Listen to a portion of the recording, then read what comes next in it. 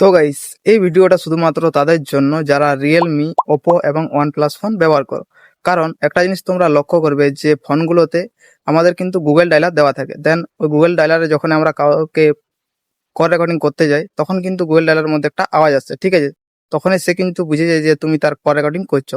তো তার জন্য ওপো কিন্তু একটা ওপো কোম্পানিতে নিয়ে এসেছে যে উইথাউট অ্যানাউন্সমেন্ট ছাড়াই তোমরা কিন্তু কল রেকর্ডিং করতে পারবে। তো এই ডায়লারটা তোমরা কোথা থেকে পাবে?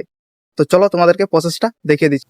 ওকে, তো এর জন্য সবার প্রথমে তোমাদের গুগল প্লে স্টোর থেকে ও ডায়লার যে রয়েছে সেটা তোমাদের ইনস্টল করে নিতে হবে। তো আমার অলরেডি ইনস্টল করা আছে। তো এখানে আমি ওপেন করছি। ওপেন করার পর এখানে সেট এ ডিফল্ট কলিং অ্যাপ, তো এখানে ক্লিক করতে হবে। ক্লিক করার পর এখানে ও ডায়লারের মধ্যে পারমিশন দিয়ে দিতে হবে। দেন এখানে সেট এ ডিফল্ট, তো এখানে ক্লিক করতে হবে। ক্লিক করার পর আমি তোমাদের সামনে কল করে দেখাচ্ছি। তো এখানে আমি কল করছি।